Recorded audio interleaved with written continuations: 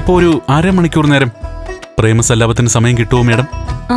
ഇല്ല, വ്യാഴാഴ്ച രാവിലെ ഒരു 10 മിനിറ്റ് അനുവദിക്കാം. എന്റെ ഓഫീസിലേക്ക് വന്നാ മതി. അയ്യടാ, നീ MLA ആണെങ്കിലേ ഞാൻ ഓർഡറാ. പൊതുജനത്തിന്റെ അവകാശങ്ങളെ പിടിച്ചു വാങ്ങാൻ എനിക്ക് അറിയാം കേട്ടാ. എന്താ കാണണോ?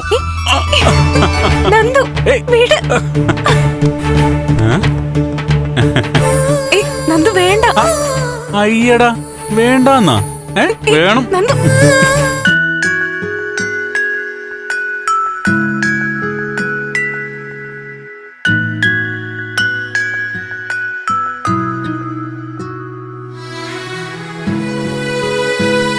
പ്രഭ, ഒരു മത്സരം പൂർണ്ണമാകുന്ന എപ്പോഴാണെന്നറിയോ? ഒരാൾ ജയിക്കുമ്പോഴല്ല, തോറ്റയാൾ ജയിച്ചയാളെ അംഗീകരിക്കുമ്പോഴാ. മത്സരിച്ചവർ സ്നേഹത്തോടെ കൈകൊടുക്കുമ്പോഴാ. ഈ തെരഞ്ഞെടുപ്പിന്റെ പൂർണ്ണ വിജയം ഇപ്പോഴാ തെളിഞ്ഞത്. വലിയ സന്തോഷമായി. തൻ്റെ നല്ല മനസ്സ് മനസ്സിലായി. തുറന്നു പറയാലോ, ഇലക്ഷനിൽ ദേവികയാണ് ജയിച്ചതെങ്കിലും ജീവിതത്തിൽ താനാ ജയിച്ചത്. പോലീസ് സ്റ്റേഷനിൽ പോയി കീഴടങ്ങാൻ തീരുമാനിച്ചപ്പോ കുടുംബത്തെ സ്നേഹിക്കുന്ന വീട്ടമ്മയെ കണ്ടു. ഇപ്പോ താൻ നല്ലൊരു അമ്മയായി. എന്റെ ഭാഗത്തും കുറെ വീഴ്ചകളുണ്ടായി. ഒരാവശ്യമില്ലാതെയാ ദേവികയെ വേദനിപ്പിച്ചത്. പിന്നെ ഞാൻ എന്തൊക്കെയോ ആണെന്നൊരു തോന്നൽ ഞാൻ അറിയാതെ എന്റെ ഉള്ളിലുണ്ടായിരുന്നു. അതൊക്കെ മാറിപ്പോയി. സിദ്ധു, ഇനി ഈഗോയിലും അനാവശ്യ മത്സരങ്ങളിലും ചെന്ന് വീഴാതിരിക്കാനായിരിക്കും എന്റെ ശ്രദ്ധ. ഒരു നല്ല വീട്ടമ്മയായി സമാധാനത്തോടെ ജീവിതം മുന്നോട്ട് കൊണ്ടുപോകും. സിദ്ധുവിനോട് തീർത്താ തീരാത്ത കടപ്പാടുണ്ട്. അരുന്ധതി എന്റെ അഭിമാനം താഴ്ത്തിക്കെട്ടാൻ നോക്കിയപ്പോ എന്നെ വിട്ടുകൊടുക്കാതെ ചേർത്ത് നിർത്തിയതിന്, എനിക്ക് വേണ്ടി വാദിച്ചതിന്, എന്റെ ഗുണങ്ങൾ പറഞ്ഞ് എന്നെ വാനോളം ഉയർത്തിയതിന് പറഞ്ഞാൽ തീരാത്ത നന്ദിയുണ്ട്. നന്ദി ഞാൻ തന്നോടാ പറയേണ്ടത്. തന്റെ നന്മകൾ, നല്ല വശങ്ങളൊക്കെ മറ്റൊരാളെ അറിയിക്കാൻ അവസരം ഉണ്ടാക്കി തന്നതിന്. സത്യം പറഞ്ഞ അരുന്ധതിയോട് സംസാരിച്ചു തുടങ്ങിയപ്പോഴാ തന്നെക്കുറിച്ച് എത്രയോ സംസാരിക്കണമെന്ന് തിരിച്ചറിഞ്ഞത്. പറഞ്ഞതൊക്കെ മനസ്സിൽ തട്ടി തന്നെയായിരുന്നു. ഒട്ടും പൊടിപ്പോ തൊങ്ങലോ ചേർത്തിട്ടില്ല. ഞാനറിയുന്ന എന്റെ ഭാര്യയെക്കുറിച്ചാ പറയുന്നത്. നമുക്കിടയിലെ വിഷമവും പരിഭവവും ഒക്കെ ഇന്നത്തോടെ അവസാനിച്ചു. ഇവിടെ വിജയിച്ചത് ദേവികയും താനും ഞാനും ഒക്കെയാ. ഇനി നമ്മൾ തോറ്റുപോകരുത്.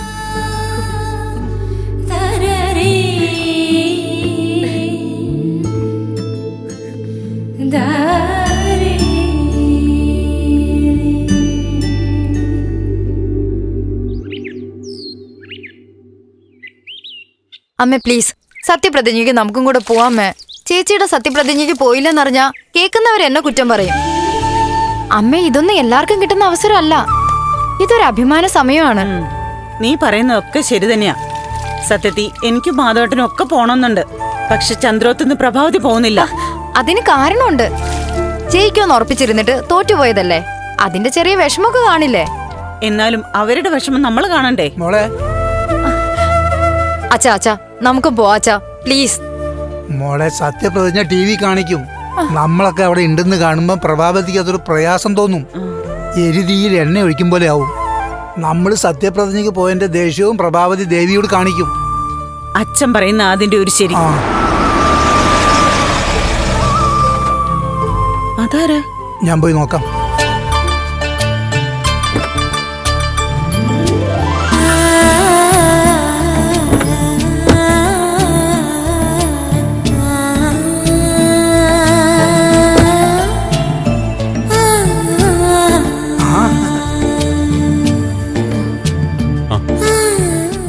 ദേവികൻ നന്ദനാ.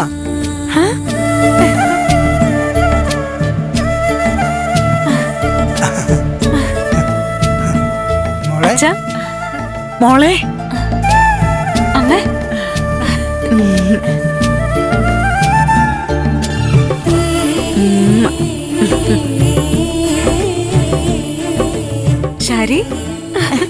അങ്ങനെ വഴിക്ക് വാ, ഞാൻ നോക്കി നിൽക്കുമായിരുന്നു എന്റെ അടുത്തേക്ക് വരുമോ ഇല്ലോന്നറിയാൻ.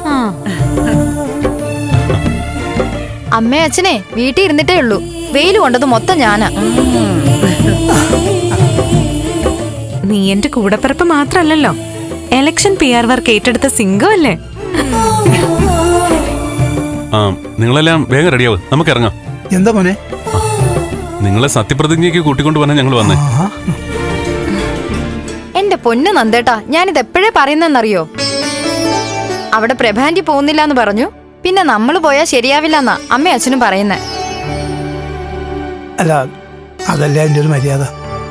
അമ്മയ്ക്കിപ്പോ പ്രശ്നമൊന്നുമില്ല. ഇന്നലെ രാത്രി അമ്മ പായസം ഉണ്ടാക്കി ദേവിക്ക് കൊടുത്തു. അതെ അമ്മേ, അവിടെ അമ്മയുടെ വിഷമമൊക്കെ മാറി. ഇന്ന് മാത്രല്ല, നല്ല സ്നേഹവുമാ. എന്റെ ഈശ്വര, സമാധാനായി. സത്യപ്രതിജ്ഞ ചെയ്യുന്നതിലല്ല, ഇതിലാണ് കൂടുതൽ ആശ്വാസം. ആ അപ്പൊ പിന്നെ ഇനി പ്രശ്നമില്ലല്ലോ. നിങ്ങൾ വേഗം റെഡിയാവ്, ഇറങ്ങാം. അല്ല മക്കളെ, നിങ്ങൾ പോയിട്ട് വാ. മോന്റെ അമ്മയെ പോലെ ഞങ്ങളും വീട്ടിലിരുന്ന് TV കണ്ടോളാം. അതെ, ആൾക്കൂട്ടത്തിന്റെ ഇടയിലാവുമ്പോ നന്നായിട്ട് കാണാൻ പറ്റണമെന്നില്ല. ടിവിയിലാവുമ്പോ വ്യക്തമായിട്ട് കാണാം. വീണ്ടും വീണ്ടും കാണിക്കും, നല്ലവണ്ണം വർണ്ണിച്ചും പറയും. ഒന്നുമല്ല നന്ദേട്ടാ, പ്രഭാന്റി ഇല്ലാത്ത ഈ ചടങ്ങിന് മാധവനും രാധികയും വരുന്നില്ല, അത് തന്നെ. എന്നാ സമയം തെറ്റിക്കണ്ട. MLA ചെന്നാട്ടെ, ഞാനും ഇവിടെ ഇരുന്ന് TV-യിൽ വ്യക്തമായി കണ്ടോളാം.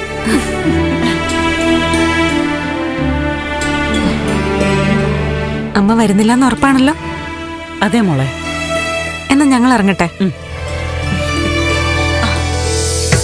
ഈശ്വരാ, നന്നായിരിക്കണേ. അച്ഛാ, നാട്ടുകാർക്കൊക്കെ നല്ലത് ചെയ്യുന്നൊരു MLA ആയിട്ട് വരാൻ ഈശ്വരൻ അനുഗ്രഹിക്കട്ടെ. ശരി, എന്നാ പോയിട്ട് വരാം. അമ്മേ. എന്നാ ശരി, പോയിട്ട് വരാം. ശരി മോനെ. ശരി മോനെ.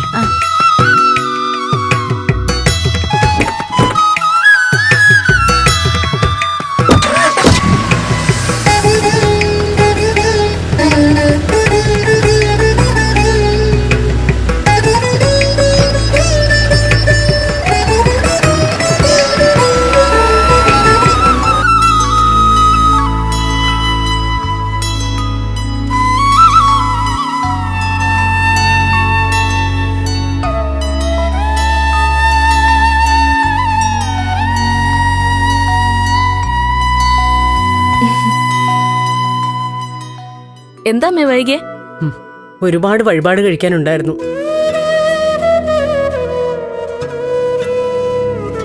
എന്തായാലും അമ്മയെ സമ്മതിച്ചിരിക്കുന്നു. എന്താടി ഇന്നലത്തെ അഭിനയം? എന്താ? പായസം കൊടുത്തിട്ടുള്ള സ്നേഹപ്രകടനം കലക്കി.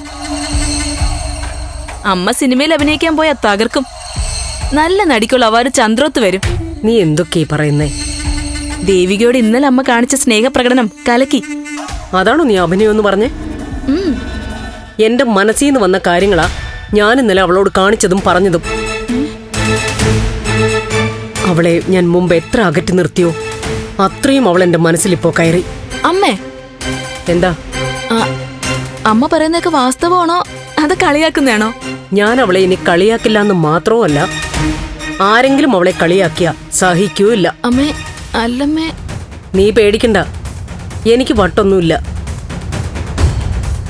മുൻപ് കുറച്ച് സമനില തെറ്റലുണ്ടായിരുന്നു, അത് മാറി. അവള് വീടിന്റെ വിളക്കായിരുന്നു, ഇപ്പൊ നാടിന്റെയും വിളക്ക.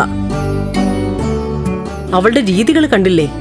ജയിച്ചപ്പോഴും തോറ്റപ്പോഴും ഒരേ നിലയിലാ പെരുമാറ്റം. തെരഞ്ഞെടുപ്പിൽ മത്സരിക്കുമ്പോഴും അവള് മനസ്സിൽ പ്രാർത്ഥിച്ചിരുന്നത് ഞാൻ ജയിക്കാനാ. അതെനിക്കറിയാം. ദാ, ഇന്ന് അമ്പലത്തിൽ ഞാൻ അർച്ചന ചെയ്തതും അവൾക്ക് വേണ്ടിയാ. ഓ, എനിക്ക് പിടികിട്ടി. എന്താ? അവൾ ഒരു വലിയ നിലയിലെത്തുന്ന അമ്മയ്ക്ക് മനസ്സിലായി. ഒന്ന് സോപ്പിട്ട് നിർത്തുവാണല്ലേ? അനാവശ്യം പറഞ്ഞ പല്ലടിച്ച് താഴെയിടും. ഞാൻ ആരെങ്കിലും സോപ്പിട്ട് കാര്യം സാധിച്ചത് നിനക്കറിയോ? ഇനി അങ്ങനെ സ്വാധീനിക്കാൻ നോക്കിയെന്ന് തന്നെ ഇരിക്കട്ടെ, ദേവിക്ക് അതിൽ വീഴുമില്ല. എന്തായാലും ഞാനായിട്ട് ദേവിക മോൾക്ക് ഒരു വിഷമം ഉണ്ടാക്കില്ല.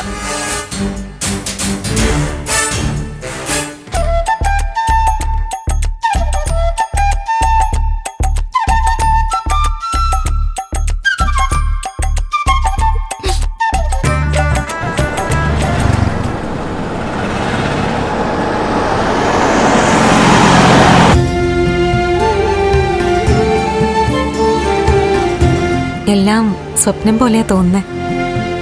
അല്ല, അങ്ങനെയും പറയാൻ പറ്റില്ല. സ്വപ്നത്തിൽ പോലും കരുതിയിട്ടില്ല ഞാനൊരു MLA ആവുമെന്ന്. MLA ഭർത്താവുമെന്ന് ഞാനും സ്വപ്നം കണ്ടിട്ടില്ല. ഇരട്ടി മധുരോ എനിക്കിപ്പോ ഈ ജീവിതം. ഇരട്ടിയോ? അമ്മ ഇന്നലെ തന്ന മധുരം അതാ ഒന്ന്. പിന്നെ ജനങ്ങൾക്ക് വേണ്ടി പ്രവർത്തിക്കാനുള്ള അവസരം കിട്ടിയത് 2. ആഹാ, അപ്പൊ ഞാൻ മധുരം അല്ലല്ലേ? നന്ദു പറയുന്നത് ഞാൻ തന്നെയല്ലേ? ഞാൻ നന്ദു. അപ്പൊ അത് പ്രത്യേകിച്ച് പറയണം.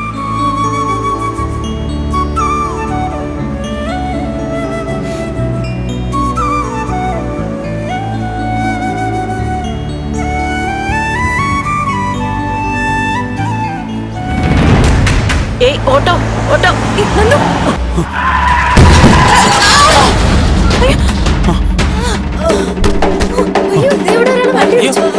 ഓടിയോ വാ. എന്താ? അയ്യോ അമ്മൂമ്മേ, അയ്യോ അമ്മേ.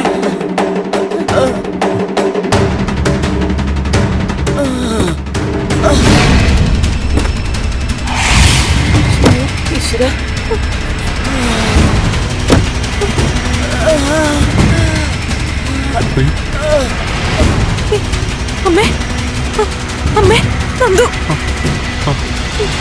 അമ്മേ അമ്മൂമ്മേ, അമ്മേ അമ്മേ അമ്മേ, അമ്മേ അമ്മേ, അമ്മേ അമ്മേ അമ്മേ, അമ്മേ. അമ്മേ. MLA അല്ലേ? എന്തു പറ്റി മാഡം? അത്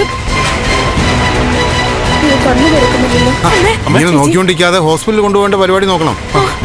നന്ദു, നമുക്ക് പെട്ടെന്ന് ഹോസ്പിറ്റലിൽ കൊണ്ടുപോവാം. ഒന്ന് പിടിച്ചല്ലേ? പിടിച്ചോ.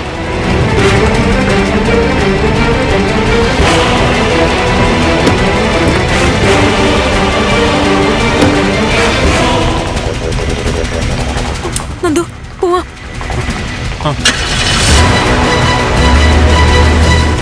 അയ്യോ, അങ്ങനെയല്ല. CMന്റെ പ്രതിച്ഛായ തന്നെയാ നമ്മുടെ പാർട്ടിയുടെ വിജയത്തിന്റെ ആദ്യത്തെ കാരണം.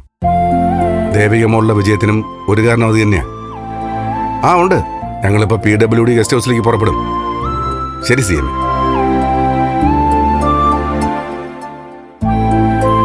ഈ വിഷയത്തിന്റെ ഫുൾ ക്രെഡിറ്റും സിദ്ധാർത്ഥൻ സാറിന് തന്നെയാ. അല്ല മനോജെ, ഇത് കൂട്ടായ്മയുടെ വിജയ. സാർ എന്തൊക്കെ പറഞ്ഞാലും ഏതൊരു കൂട്ടായ്മയ്ക്ക് നായകൻ വേണമല്ലോ. ഏത് കൂട്ടായ്മയും അവരാണല്ലോ മുന്നോട്ട് കൊണ്ടുപോകുന്നത്. ഒരുപാട് പ്രശ്നങ്ങൾ വന്നപ്പോഴും സാറ് നിയന്ത്രണം വിട്ടുപോകാതെ നിന്നു.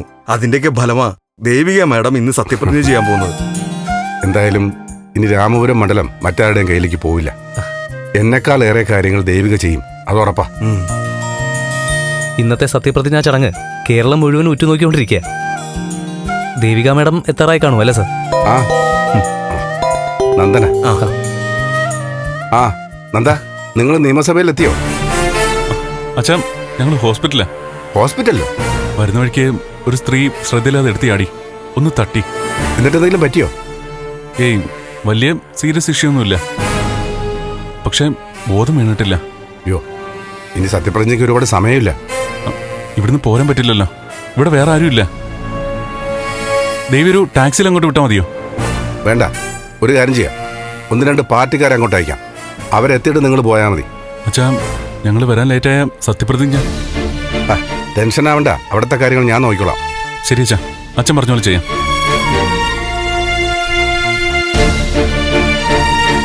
സുധീറെ, പെട്ടെന്നൊരു വണ്ടി ഏർപ്പാടാക്കണം. എന്നിട്ടേ നന്ദു, അച്ഛൻ എന്ത് പറഞ്ഞു? അച്ഛൻ പാർട്ടിക്കാരെ ഇങ്ങോട്ട് അയക്കാന്ന് പറഞ്ഞു.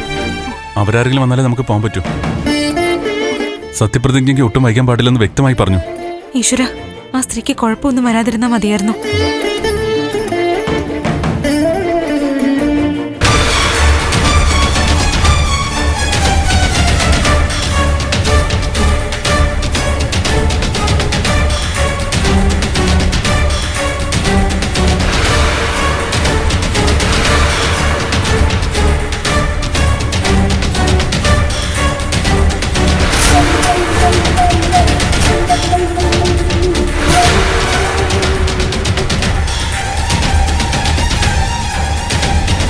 ഈ മെഡിസിൻ ഉടനെ തന്നെ കൊടുത്തേക്ക്. Okay doctor.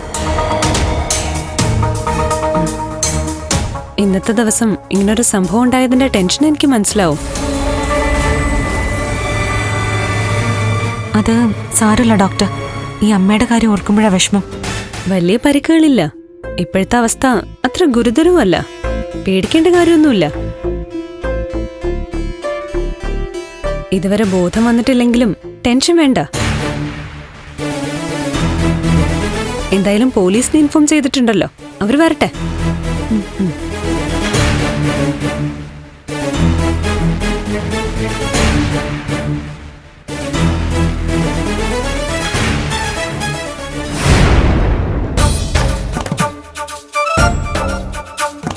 അത് വിട്ടേക്ക് മാഡം, മനഃപൂർവ്വം അല്ലല്ലോ.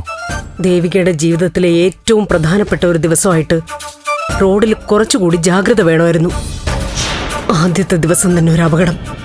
എനിക്കെന്തോ ആകെ ഒരു വല്ലായ്മ. മാഡം വെറുതെ വിഷമിക്കണ്ട. എന്തായാലും സംഭവിച്ചു പോയില്ലേ. പിന്നെ ആ സ്ത്രീയുടെ പരിക്കത്ര ഗുരുതരമല്ലെന്നാ പറഞ്ഞത്. എന്തായാലും അത്യാഹിതവും സംഭവിച്ചില്ലല്ലോ, അങ്ങനെ സമാധാനിക്കാം. ഗിരി, എനിക്ക് തോന്നുന്നത് ദൈവമായിട്ടെന്തോ സൂചന കാണിച്ചാണെന്നാ. ദൈവം സൂചന കാണിച്ചാന്ന്? എന്ത് സൂചന? അല്ല, ഈ തെരഞ്ഞെടുപ്പ് കഴിഞ്ഞപ്പോ ആളിന് കുറച്ചൊരു തലക്കനം വെച്ചിട്ടുണ്ട്. ആരൊക്കെ ആയിന്നൊരു തോന്നല്. അപ്പൊ അഹങ്കരിക്കണ്ടെന്നൊരു മുന്നറിയിപ്പ് ദൈവം കൊടുത്തായിരിക്കും. ദേവികയ്ക്ക് തലക്കനോ? കൊള്ളാലോ, പുതിയ കണ്ടുപിടുത്താണല്ലോ. അയ്യോ ഗിരി, സത്യമാ. അമ്മയ്ക്കും ഒക്കെ മനസ്സിലായിട്ടുണ്ട്. പക്ഷെ അമ്മ ഒന്നും പറയുന്നില്ല എന്നേ ഉള്ളൂ. അല്ലമ്മേ, ഞാൻ പറയുന്നത് സത്യമല്ലേ? ഇപ്പൊ അവൾക്ക് അത്രയ്ക്ക് ആരെ അങ്ങ് മൈൻഡില്ല. കഴിഞ്ഞ ദിവസം ഞാൻ ശ്രദ്ധിച്ചു, അവള് ഫോൺ ചെയ്തോണ്ടിരുന്നപ്പോ അച്ഛൻ അതുവഴി വന്നു. പക്ഷെ അവള് ഫോൺ കട്ട് ചെയ്തില്ല. അഹങ്കാരം പിടിച്ചു പോയെന്ന് എനിക്ക് അപ്പോഴേ തോന്നി. അല്ല, അച്ഛനെ കാണുമ്പോ എന്തിനാ ഫോൺ കട്ട് ചെയ്യുന്നത്? ഫോൺ കട്ട് ചെയ്യാതിരിക്കുന്നതും അഹങ്കാരവും തമ്മിൽ എന്താ ബന്ധം? അല്ല, എന്നുവെച്ചാ മുതിർന്നവര് വരുമ്പോ തലക്കെട്ടഴിക്കും, മടിക്കുത്ത് താഴ്ത്തും. രജനി, ഞാനൊരു കാര്യം പറയാം. ദേവികയെ പോലൊരു നല്ല കുട്ടിയെ വേറെ ഒരിടത്തും അത്ര എളുപ്പത്തിൽ കണ്ടുകിട്ടില്ല. അവൾ MLA അല്ല, പ്രസിഡന്റോ പ്രധാനമന്ത്രിയോ ആയാലും രീതികൾക്കൊന്നും ഒരു മാറ്റവും ഉണ്ടാവില്ല. നമ്മൾ ഈ കാണുന്ന ദേവികയായിരിക്കും അന്നും. അവളുടെ അമ്മായിയമ്മ എന്ന് പറയാൻ എനിക്ക് നല്ല അഭിമാനമുണ്ട്. അമ്മേ, അമ്മേ, അമ്മയുടെ വാക്കനുസരിക്കാത്ത ആളാ അമ്മയെ തള്ളി മറിക്കുന്ന MLA. അത് മറക്കണ്ട. നോമിനേഷൻ കൊടുക്കണ്ടെന്നും തെരഞ്ഞെടുപ്പിൽ മത്സരിക്കണ്ട എന്ന് പറഞ്ഞതും ദേവിക അനുസരിക്കാത്തതിനെ കുറിച്ചാണോ നീ പറയുന്നത്? അതും അവളുടെ ഗുണമാ. അവിടെ ഞാനൊരു തെറ്റായ കാര്യമാ പറഞ്ഞത്. തെറ്റനുസരിക്കാത്തത് ഒരു നല്ല ഗുണം തന്നെയാ. ഓ, അമ്മ ഇപ്പൊ അങ്ങനെയൊക്കെ ആയോ? എന്നാ ഞാനൊന്നും പറയുന്നില്ല. അതെ, മാഡം തോറ്റതിന്റെ വിഷമം ഇങ്ങനെ അങ്ങ് തീർക്കാന്ന് വിചാരിച്ചാൽ മതി. എന്റെ രജനി, ഈ നാട് മുഴുവൻ ദേവികയുടെ വിജയം അംഗീകരിച്ചു. എതിർ സ്ഥാനാർത്ഥിയായ മാഡവും KDF കോർഡിനേറ്ററായ ഞാനും വരാം. പക്ഷെ നിനക്കിതുവരെ അതങ്ങ് സമ്മതിക്കാറായില്ല അല്ലേ? ആ, കുറച്ച് സമയം കൂടെ കഴിയുമ്പോഴേ ദേവിക സത്യപ്രതിജ്ഞ ചെയ്ത് MLA ആയി സ്ഥാനമേൽക്കും. അതോടെ പിന്നെ അവള് ബഹുമാനപ്പെട്ട MLA ആണ്. സ്വന്തം വീട്ടിലാണെങ്കിലും അതിന്റെ ഒരു പരിഗണനയൊക്കെ അവൾക്ക് കൊടുക്കേണ്ടി വരും. അതൊക്കെ അവളങ്ങ് കയ്യിൽ വെച്ചാ മതി. എനിക്ക് അവളെന്റെ സഹോദരന്റെ ഭാര്യ, നാത്തൂന. MLA ആയാലും ശരി, മന്ത്രി ആയാലും ശരി, ഭർത്താവിന്റെ ചേച്ചിക്ക് കൊടുക്കേണ്ട മര്യാദയും ബഹുമാനവും എനിക്ക് തന്നേ പറ്റൂ. ഇല്ലെങ്കിൽ അത് വാങ്ങിച്ചെടുക്കാൻ എനിക്ക് അറിയാം.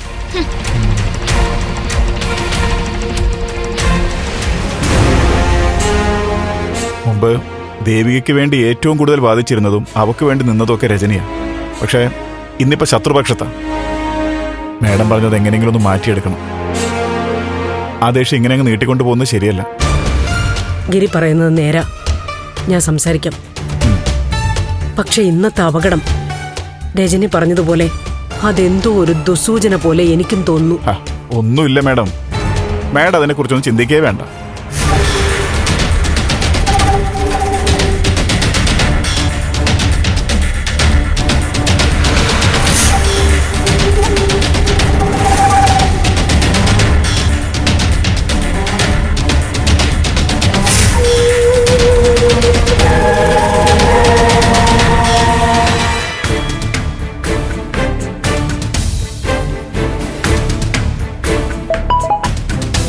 ഗിരീഷേട്ടാ, നന്ദ, നിങ്ങൾ ഹോസ്പിറ്റലിൽ നിന്ന് ഇറങ്ങിയില്ലേ? ഇല്ല ഗിരീഷേട്ടാ, CA വിളിച്ചിരുന്നു. ഇപ്പൊ എത്തുമായിരിക്കും. അല്ല, സത്യപ്രതിജ്ഞയ്ക്ക് മുമ്പ് ദേവിക അവിടെ ചെല്ലണ്ടേ? പോകാതെ എങ്ങനാ? പോണം. പക്ഷേ ആ സ്ത്രീക്ക് ബോധം തെളിയുന്നതിന് മുമ്പ് ഒറ്റയ്ക്കാക്കിയിട്ട് പോകണ്ടെന്നാ ദേവി പറയുന്നത്. ഒരു കാര്യം ചെയ്യും, ഞാൻ അങ്ങോട്ട് വരാം. നിങ്ങൾ പെട്ടെന്ന് ഇറങ്ങാൻ നോക്ക്. വേണ്ട കൃഷ്ണേട്ടാ, എന്തായാലും അച്ഛൻ പറഞ്ഞിട്ട് പാർട്ടിക്കാർ വന്നിട്ടുണ്ട്. അവരെ ഏൽപ്പിച്ചിട്ട് ഞങ്ങൾ ഇറങ്ങാം. എന്നാ പിന്നെ ലേറ്റ് ആവണ്ടേ, പെട്ടെന്ന് ഇറങ്ങാൻ നോക്ക്. ആ ശരി.